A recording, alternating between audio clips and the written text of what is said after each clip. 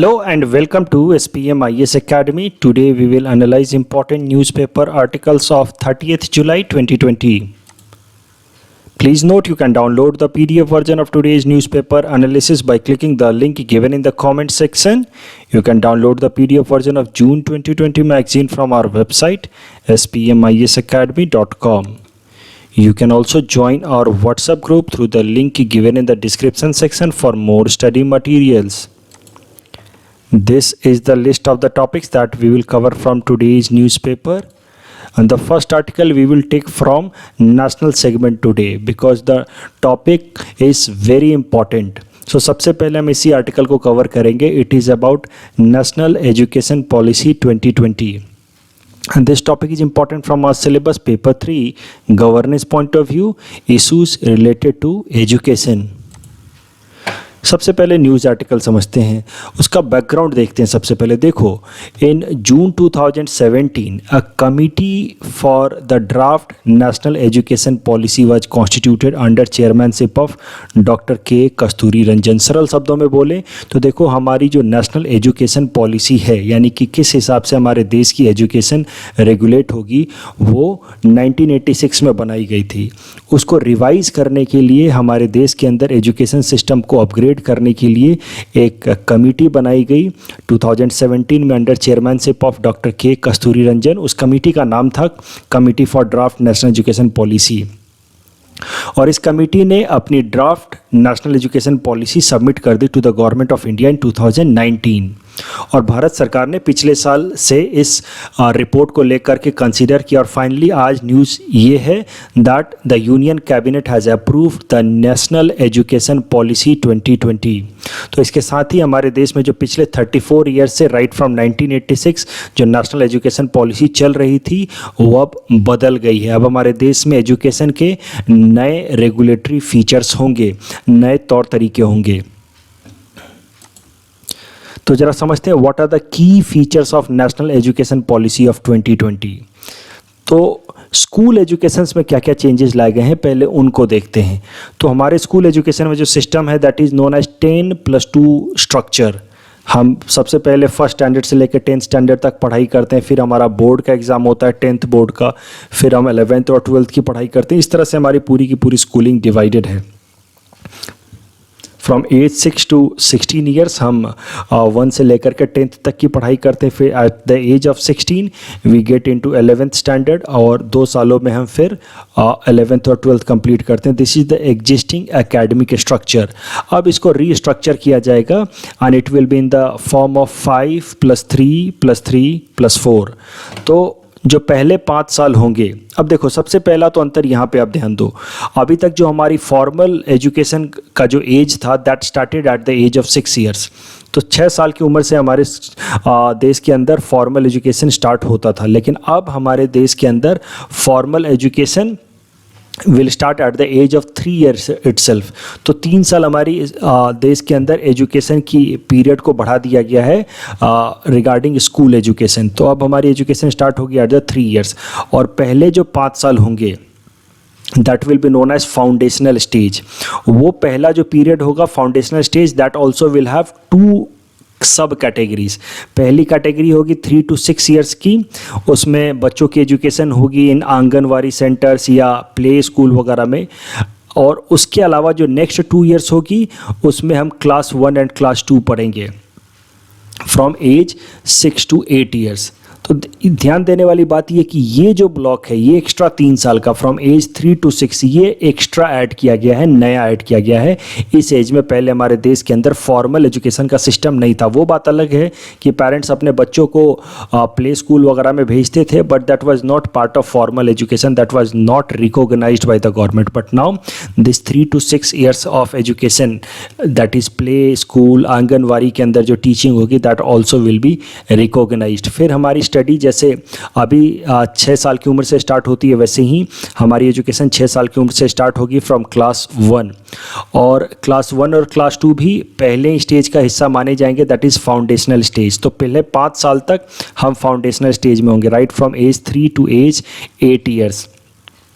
फिर जो दूसरा फेज आएगा उसको हम कहेंगे प्रिपरेटरी स्टेज. ये 5+3 6+3 वाला जो फॉर्मेट है उसमें हम देख रहे हैं। तो दूसरा जो ब्लॉक आएगा that will be known as preparatory stage. यहाँ पे the students will focus more on play, discovery and activity based on interactive classroom teaching. तो इस एज में right from age 8 to 11 years, इन 3 सालों में students will move from class 3 to class 5, और class 3 से क्लास 5 में बच्चों को इन तरीक़ों से सिखाने की कोशिश की जाएगी, खेल कूद से सिखाने की कोशिश की जाएगी, एक्टिविटी बेस्ड लर्निंग कराने की कोशिश की जाएगी। Then at the age of 11 we will move to the third stage known as middle stage, और ये स्टेज फिर से 3 साल का होगा। सो इस स्टेज में we will move from class 6 to class 8। इस स्टेज में there will be focus on experimental learning in science, mathematics, art, social science and humanities, and then we will have a fourth stage of learning that will be known as secondary stage of learning. Secondary stage of learning will start at the age of 14 and it will continue till the age of 18। इसमें हम 9th standard to 12th standard तक की पढ़ाई करेंगे। देखो ये 4 block का मतलब समझो, ये 4 ब्लॉक में जो मोड होगा टीचिंग का वो अलग अलग होगा। तो इस तरीके से हमारे अब पूरे जो स्कूल एजुकेशन है उसको 4 ब्लॉक में डिवाइड किया गया, and that will be known as 5+3+3+4 format. तो अभी तक जो एक नई चीज़ मैंने आपको बताई कि अभी तक हमारे देश में 3 to 6 ईयर्स की एजुकेशन को फॉर्मल तरीके से रिकॉग्नाइज किया नहीं गया था, but now this is the new provision. Now 3 to 6 years of education this block has now been formally recognised. और ये जो एजुकेशन का जो पहला मॉडल है, पहला और दूसरा model foundational and preparatory model, यानी कि एजुकेशन अप टिल क्लास 8, उसके लिए एक प्रॉपर फ्रेमवर्क डेवलप किया जाएगा। देखो अभी तक तो प्ले या एक्टिविटी बेस्ड लर्निंग के लिए कोई रेगुलेटरी फ्रेमवर्क या गाइडलाइन तो है नहीं, तो अब एनसीईआरटी एक प्रॉपर फ्रेमवर्क प्रिपेयर करेगी कि कैसे इन स्टेजेज में, फाउंडेशनल स्टेजेज में पढ़ाई की जाएगी, और उस फ्रेमवर्क का नाम होगा national curricular and pedagogical framework for early childhood care and education for children up to age of 8। तो ये जो पहला ब्लॉक है चिल्ड्रेन एज अप टू 8 तक की उनकी कैसे पढ़ाई होगी, उसका पूरा का पूरा फ्रेमवर्क एनसीईआरटी बिल्ड करेगा। उस फ्रेमवर्क का नाम ये है, आप इसको याद करेंगे।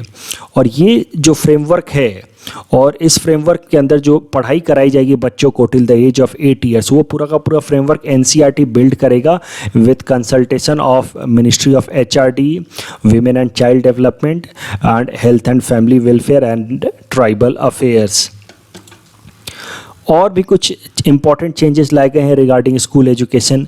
सो एक मिशन चलाया जाएगा जिसका नाम है national mission on foundational literacy and numeracy by ministry of human and resource development. इस मिशन के अंदर बाय 2025 हमारे ग्रेड 3 तक के जो भी बच्चे हैं उन सबको basic foundational literacy and numeracy सिखाई जाएगी। देखो अब हमारे देश में एक प्रॉब्लम क्या है, जो quality of teaching is very poor. तो बच्चे 4th, 5th, 6th स्टैंडर्ड तक पहुंच जाते हैं और उनको basic literacy, basic numeracy, basic literacy मतलब बेसिक उनको अल्फ़ाबेट्स लिखना नहीं आता, बेसिक न्यूमरेसी मतलब उनको बेसिक मैथ्स के सम्स नहीं आते, सम, एडिशन, सब्ट्रैक्शन ये नहीं आता। तो अब ये टारगेट बनाया गया under mission, national mission on foundational literacy and numeracy, कि बाय 2025 जो ग्रेड 3 तक के सारे बच्चे हमारे उन सबको बेसिक लिटरेसी एंड न्यूमरेसी सिखाई जाएगी। उसके अलावा एक और पॉलिसी स्टार्ट की गई है जिसका नाम है नेशनल बुक प्रमोशन पॉलिसी, और इसका पर्पस होगा to promote the book reading habit amongst people of all age group, specially amongst women and children. उसके अलावा जो टीचिंग का तरीका है, जो पेडागोगी है मतलब द टीचिंग स्टाइल, और जो करिकुलम है स्कूल का, उसको पूरी तरह से बदला जाएगा। तो ये बहुत टाइम से ड्यू था हमारे देश के अंदर। हमारे देश का जो टीचिंग सिस्टम है वो काफ़ी आउटडेटेड हो चुका है, तो उसको अब बदला जाएगा। The teaching will be in 21st century skills will be imparted to the students even in the schools. किया क्या जाएगा, जो करिकुलर कंटेंट है हमारा, जो क्लास में हमें पढ़ाया जाता है, उसको कम किया जाएगा। जो बेसिक हमारी फॉर्मल टीचिंग है, जो हमें रटा रटा के टीचर्स पढ़ाते हैं, the curricular content that will be reduced. Now focus will be on experimental learning, focus will be on enhancing critical thinking. उसके अलावा स्टूडेंट्स को फ्लेक्सिबिलिटी दी जाएगी इन चॉइस ऑफ देयर सब्जेक्ट। अभी दिक्कत क्या है कि हमें हर स्टैंडर्ड में जैसे हम जाते हैं उसके पहले सब्जेक्ट्स फिक्स होते हैं, उसके पूरे सिलेबस फिक्स होता है, हमें वही चीज़ें पढ़नी होती है। Now we will be given options even in our school, जिसमें हम आर्ट, साइंस और एक्स्ट्रा करिकुलर एक्टिविटी अपने मर्जी के हिसाब से, अपने चॉइस के हिसाब से ले सकते हैं। उसके अलावा vocational education will be started right from 6th grade. तो छठी क्लास से ही स्टूडेंट्स को थोड़ा इंडस्ट्रियल एक्सपोजर भी दिया जाएगा, थोड़ा उनको इंडस्ट्री का टूर कराया जाएगा। जैसे हम लोग अभी कॉलेज में जाकर के इंटर्न करते हैं, अभी छठी क्लास से ही बच्चों को थोड़ा वोकेशनल एजुकेशन मतलब प्रैक्टिकल एजुकेशन ऑफ इंडस्ट्रीज वगैरह दी जाएंगी। और इसके लिए भी एक फ्रेमवर्क डेवलप किया जा रहा है कि कैसे 8 साल से ज़्यादा उम्र के बच्चों को कैसे उनकी टीचिंग कराई जाएगी, कैसे, क्योंकि अभी तक तो ऐसा सिस्टम है नहीं, अभी तक तो करिकुलर जो है हमारा वो काफ़ी ज़्यादा रोट लर्निंग पे बेस्ड है, उसको रिफॉर्म करना है, उसको चेंज करना है। तो इसके लिए भी एनसीईआरटी को डायरेक्शन दिया गया है कि जो नया अप्रोच है, नया करिकुलम है, नया पेडागोगी है, जहाँ पे एक्सपेरिमेंटल लर्निंग होगी, क्रिटिकल थिंकिंग होगी, इसके लिए एनसीईआरटी को रिस्पॉन्सिबिलिटी दी गई है कि वो एक नया करिकुलम बिल्ड करेंगे for the students above the age of 8 years. और उस करिकुलम का नाम होगा new and comprehensive national curricular framework for school education that will be developed by NCERT. उसके अलावा असेसमेंट में भी चेंजेस लाए जाएंगे। बच्चों की अब टेस्ट जैसे होती है एग्जाम पैटर्न, उसमें भी चेंजेस लाई जाएंगी। अब असेसमेंट होगा on the basis of understanding, critical thinking, conceptual clarity, not just on rote learning. अभी कैसा है, जो बच्चा जितना रट लेता है, जितना जाकर के एग्जाम में लिख आता है, उस बेसिस पर उसको नंबर मिलते हैं। अभी असेसमेंट का पूरा प्रोसीजर बदला जाएगा। और ग्रेड 3 के बाद, ग्रेड 5 के बाद और ग्रेड 8 के बाद एक स्पेशल एग्जाम होगा। अभी जैसे हमारा एक स्पेशल एग्जाम होता है क्लास 10 और क्लास 12 के बाद, वैसे ही एक स्पेशल एग्जाम होगा ग्रेड 3 के बाद, 5 और 8 के बाद, जिसमें बच्चों की कॉन्सेप्चुअल क्लैरिटी पे उनकी टेस्टिंग होगी। और ये जो स्पेशल एग्जाम होगा वो स्कूल के अंदर नहीं होगी, that will be conducted by N appropriate authority. तो जैसे अभी हमारे 10th और 12th की एग्जाम सीबीएसई कराती है, आईसीएसई कराती है एक अलग अथॉरिटी, वैसे ही ग्रेड 3, 5 और 8 के बाद भी एक अलग अथॉरिटी स्टैब्लिश की जाएगी जो बच्चों का एग्जाम कंडक्ट कराएगी। और उस एग्जाम में फोकस होगा to check the conceptual clarity, critical thinking of the students, not on rote learning. जो ये 10th और 12th के बोर्ड एग्जाम है वो कंटिन्यू रहेंगे, वो होंगे आगे भी, लेकिन उनका एग्जाम का पैटर्न और भी ज़्यादा चेंज कर दिया जाएगा। Now focus will be again on judging the holistic development of the students rather than just their mugging up capacity.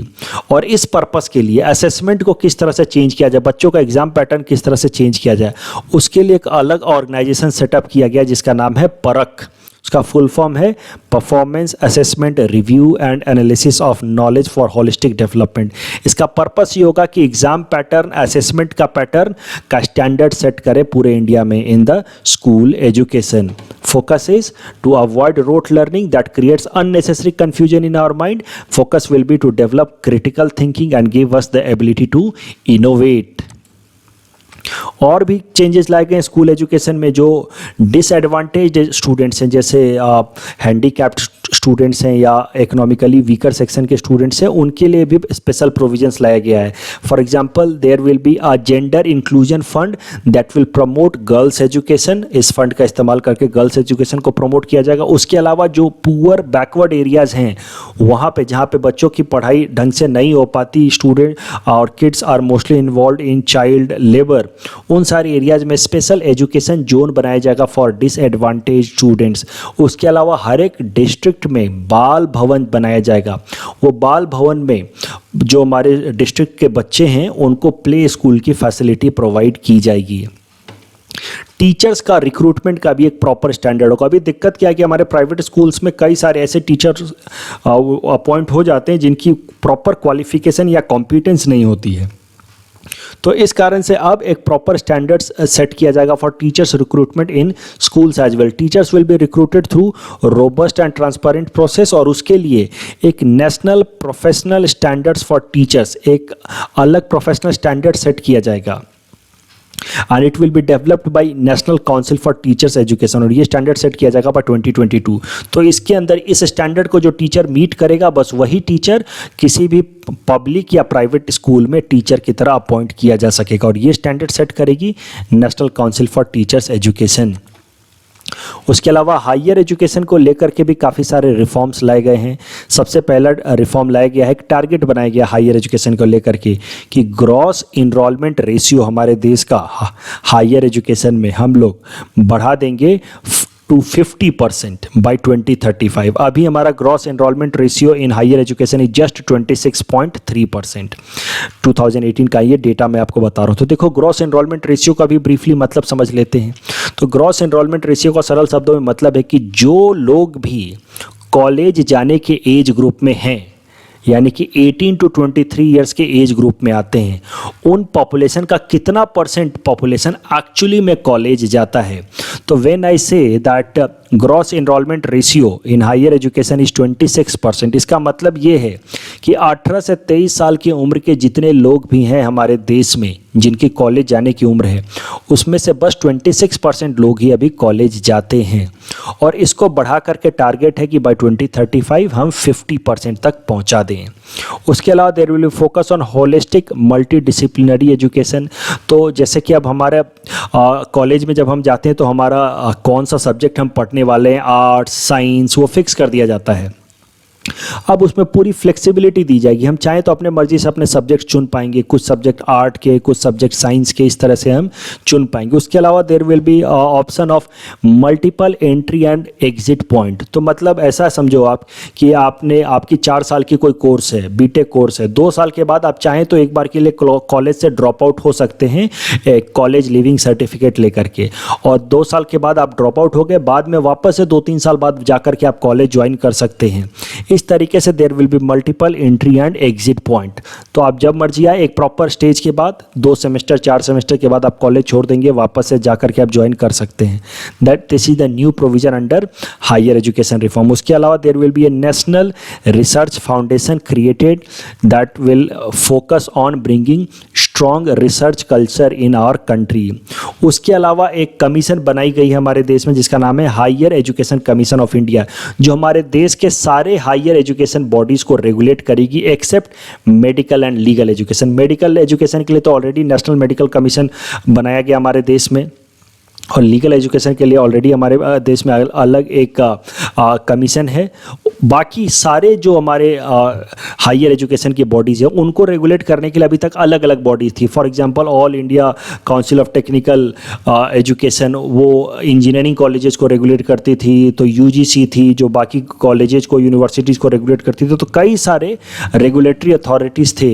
Regulatory authorities मतलब वो अथॉरिटी जो डायरेक्शंस देते हैं, रूल्स बनाते हैं, नॉर्म्स बनाते हैं फॉर हायर एजुकेशन इंस्टीट्यूशंस। तो अब इन सारे रेगुलेटरी अथॉरिटीज़ को मर्ज करके एक सिंगल रेगुलेटरी अथॉरिटी को बनाया गया जिसका नाम है higher education commission of India. यहाँ पे ब्रीफ में हमने सारे जो पॉइंट्स हमने डिस्कस किए रिगार्डिंग हायर एजुकेशन रिफॉर्म्स वो हमने दे दिए हैं, और इसके पहले यहाँ पे हमने जो स्कूल एजुकेशन को लेकर के जो भी रिफॉर्म्स लाए गए थे वो सारे के सारे पॉइंट्स यहाँ ब्रीफ में हमने दे दिए। आप इसको रिवाइज कर सकते हैं इन पॉइंट्स को देख करके। फिर से यहाँ पे जो भी मेजर रिफॉर्म्स हैं उसको एक साथ हमने दे दिया so that you can revise it at a glance. School education से रिलेटेड मेजर रिफॉर्म्स और हायर एजुकेशन से लेकर के मेजर रिफॉर्म्स। इसको प्रीलिम्स एग्जाम से पहले आप जरूर इन सारे पॉइंट्स को देख करके जाएंगे, इससे एक ना एक सवाल जरूर आएगा।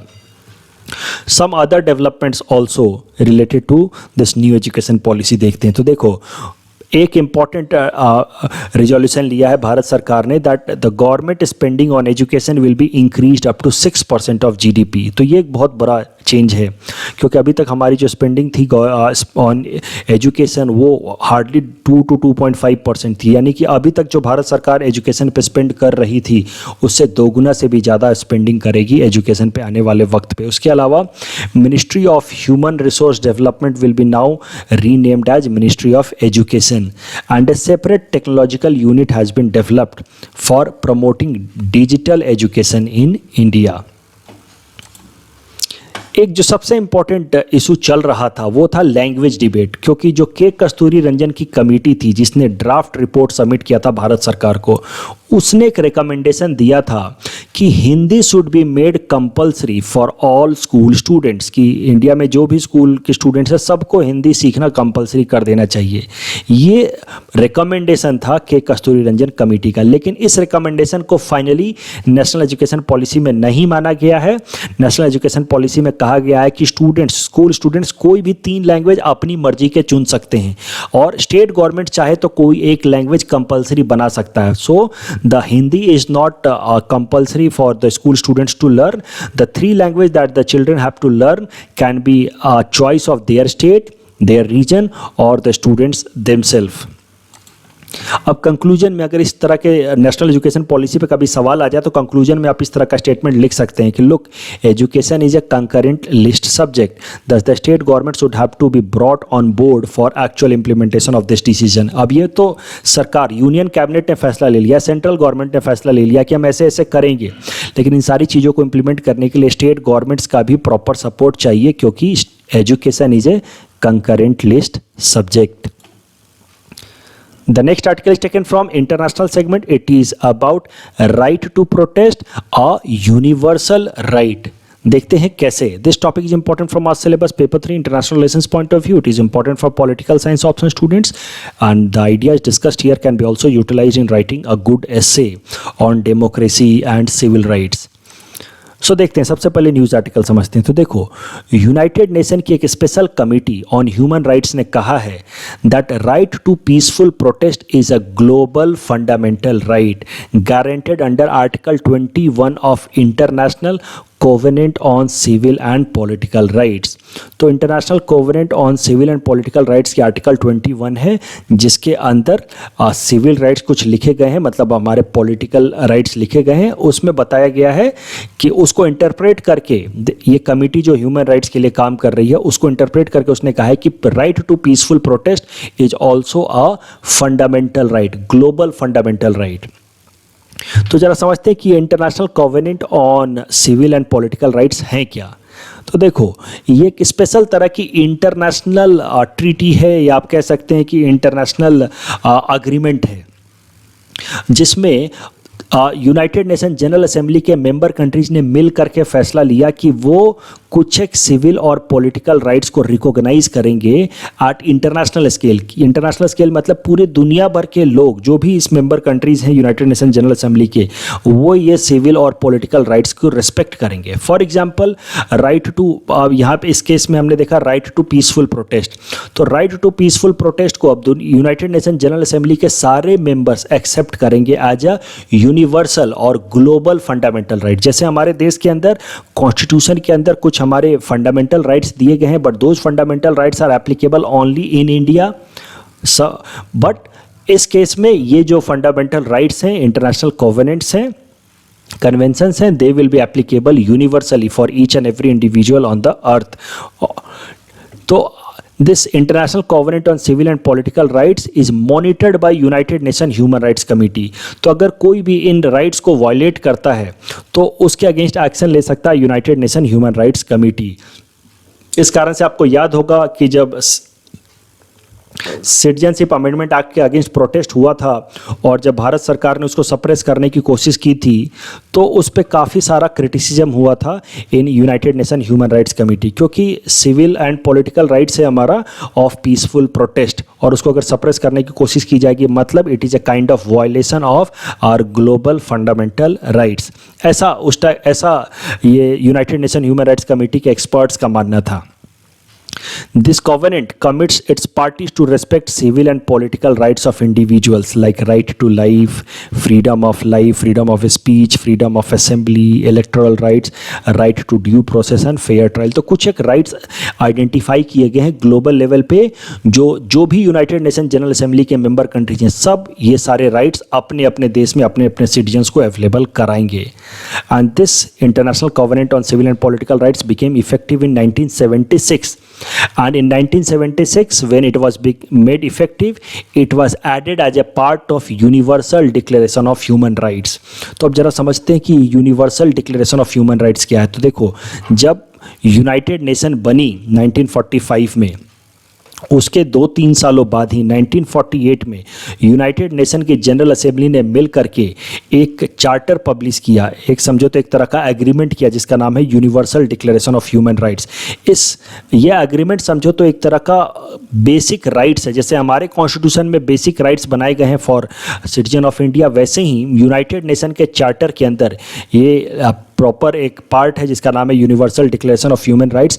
इसके अंदर ग्लोबली दुनिया भर में लोगों के क्या ह्यूमन राइट्स हैं जो उनको अवेलेबल होने चाहिए, वो सब इसमें मेंशन किए गए हैं। This was adopted at united nation in 1948 और 1976 में जब ये अगला कन्वेंशन साइन हुआ, international covenant on civil and political rights, it is also a kind of universal right, तो इसको इस human rights universal declaration of human rights में ऐड कर दिया गया।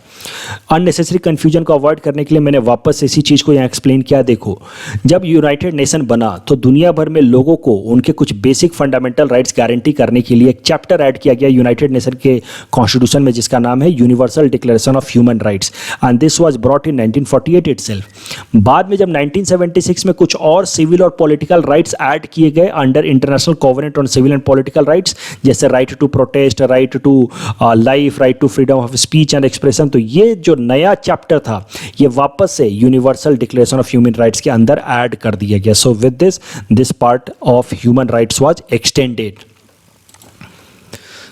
The next article is taken from Science and Technology segment. It is about Perseverance project of NASA. This topic is important from our syllabus paper 4 Science and Technology point of view, especially the subtopic awareness in the field of space.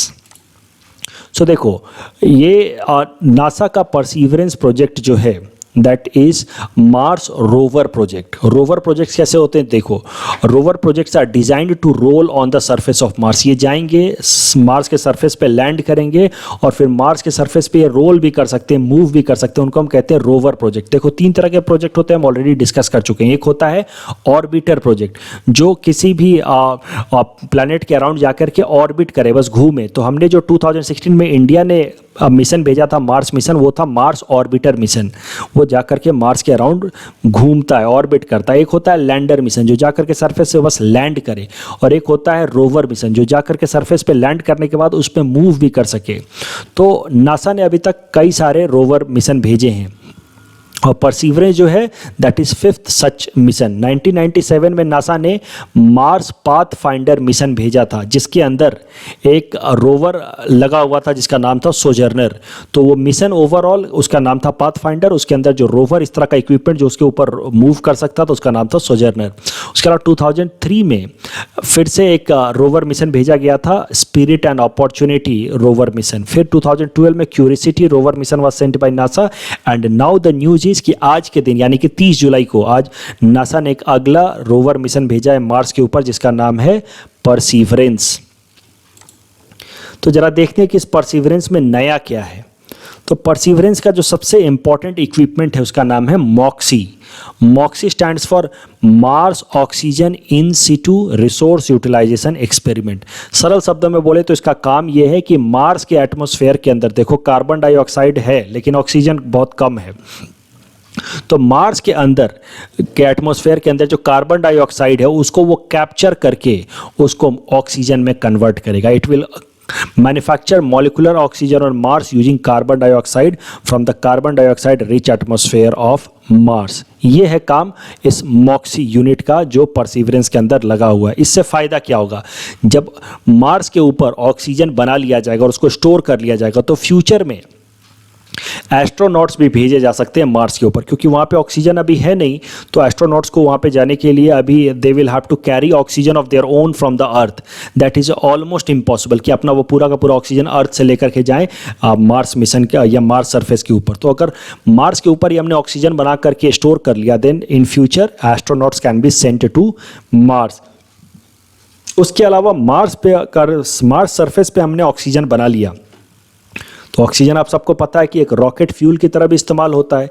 तो हम Mars surface पे oxygen बना लेंगे तो हमारा fuel जो अर्थ से Mars surface पे जाएगा वहाँ पे इस ऑक्सीजन को वापस ले करके वो अर्थ पे आ सकता है। तो इस तरीके से oxygen can be use to manufacture rocket fuel for the return journey. तो हमारे अर्थ से जब रॉकेट जाएगा तो उसके अंदर तो ऑक्सीजन हम भर के भेजेंगे, जब वो मार्स सरफेस पे पहुंच जाएगा तो वहाँ पे जो हमने मार्स सरफेस पे ऑक्सीजन बनाया उसको वापस ले करके वो अर्थ पे आ जाएगा। सो रिटर्न जर्नी में ये ऑक्सीजन काम आएगा। उसके अलावा जो दूसरी नई चीज़ इस परसिवरेंस में लगी हुई है उसका नाम है इंजेन्युइटी। इंजेन्युइटी इज ए ड्रोन। इस तरह का एक ड्रोन होगा, यानी एक तरह का वो कैमरा लगा हुआ हेलीकॉप्टर होगा जो मार्स के एटमॉस्फेयर में फ्लाई करेगा और मार्स के अलग अलग सरफेस का वो इमेज निकाल करके अर्थ पे भेजेगा। ये पहला इस तरह का ऑब्जेक्ट है कुछ जो किसी दूसरे प्लैनेट के एटमॉस्फेयर में फ्लाई करेगा, लाइक अ प्लेन और ड्रोन और हेलीकॉप्टर। तीसरा जो खासियत है परसिवरेंस का, that it will bring back rock samples from the Mars for the first time. और जब इस रॉक सैंपल्स की हम प्रॉपर स्टडी करेंगे तो उससे पता चल सकता है कि क्या मार्स के ऊपर पास्ट में कभी या प्रेजेंट में लाइफ है किसी भी फॉर्म में या नहीं, या फ्यूचर में लाइफ हो सकती है या नहीं। देखो इस मंथ में, इस जुलाई मंथ में 2 और मार्स मिशन भेजे गए हैं। वन इज अल अमान और hope mission of UAE and another one is तियान-1 ऑफ चाइना। तो इस जुलाई मंथ में क्या स्पेशल है ये हम ऑलरेडी देख चुके थे in our newspaper analysis of 21 July, जिस कारण से इतने सारे मार्स मिशन भेजे जा रहे हैं। लेकिन फिर भी एक बार ब्रीफली देख लेते हैं। देखो हमारा अर्थ सन के अराउंड रिवॉल्व करता है और पूरा रिवॉल्यूशन 365 डेज में लगभग कंप्लीट हो जाता है। वैसे ही मार्स रिवॉल्व करता है अराउंड सन और पूरा का पूरा रिवॉल्यूशन लगभग 687 डेज में कंप्लीट होता है। तो इस कारण से होता क्या है कि लगभग 2 साल बाद ऐसा कुछ ओरिएंटेशन बनता है, अलाइनमेंट बनता है सन और मार्स का, जब वो दोनों इतने क्लोज होते हैं, एक ही साइड में होते हैं सन के और इतने क्लोज होते हैं।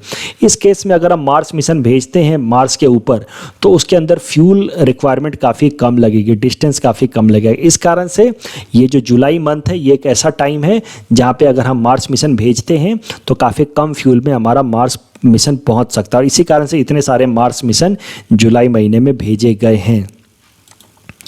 The next article is taken from environment segment. It is about smog tower in Delhi. This topic is important from our syllabus paper 4 environment pollution point of view.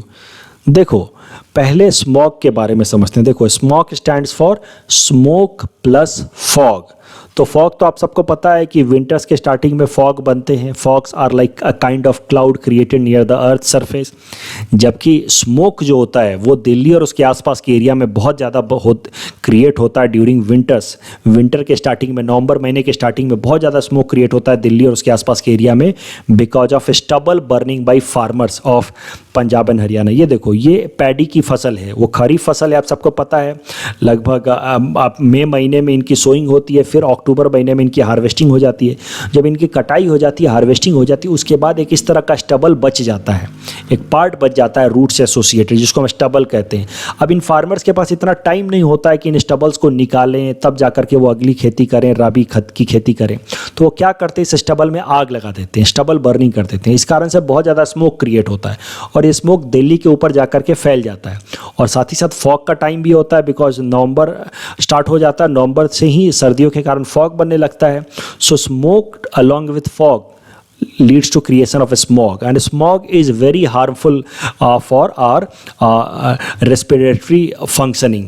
तो कई सारे रेस्पिरेटरी प्रॉब्लम्स क्रिएट करता है smog to the people of Delhi, Punjab and Haryana.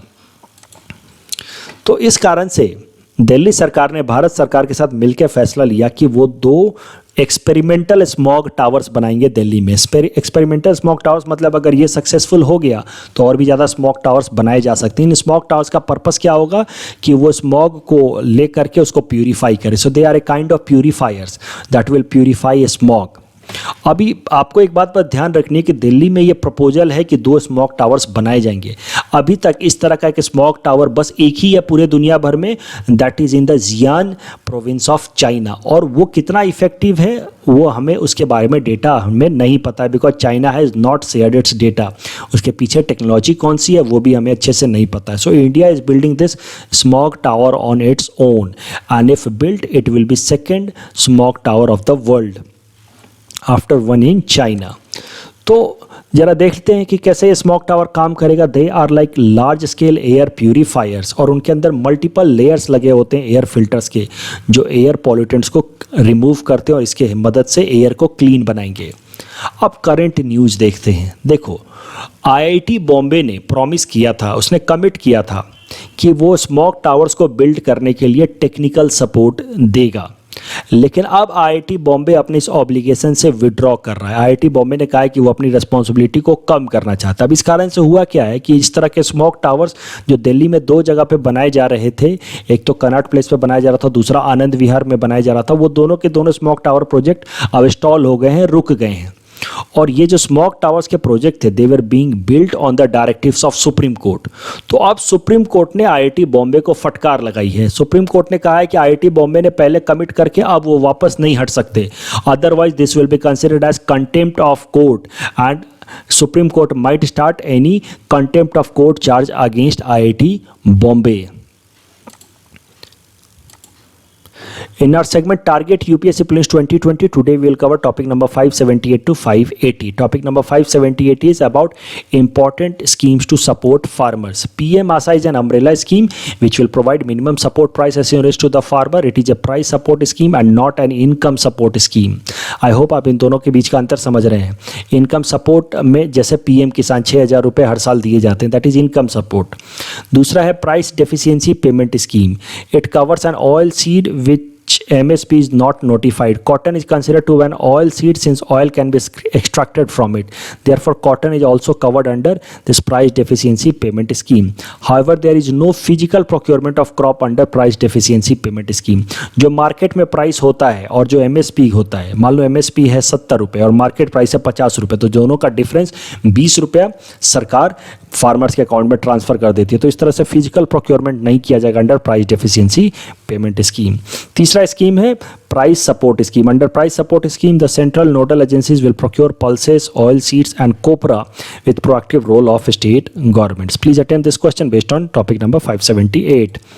Topic number 579 is about PM Kisan. PM Kisan scheme is for all land holding farmers with an annual income support of rupees 6,000 irrespective of their land holding size. Although PM Kisan is a central government scheme, but the identification of beneficiaries is done by the state government or the union territories government. All PM Kisan scheme beneficiaries are given Kisan credit cards so that they can easily have loan from banks. Please attempt this question based on topic number 579. Topic number 580 is Project Monitoring Group. Project Monitoring Group is an institutional mechanism for expedited resolution of issues and regulatory bottlenecks in the project with investment upward of rupees 500 crores in India. Currently, Project Monitoring Group is situated in India, in West India Department of Industry and Internal Trade under Ministry of Commerce. The Project Monitoring Group seeks to enlist unresolved projects issues in respect of all mid and large size public, private and partnership projects. Please attempt this question that is based on topic number 580. This is the answer of question number 575 to 577 that we had given in yesterday's newspaper analysis. Today's question can be attempted by the students and you can submit the answer in the comment section. We will be sharing answer of these questions in tomorrow's newspaper analysis. That's all from our side for today. Thanks for watching.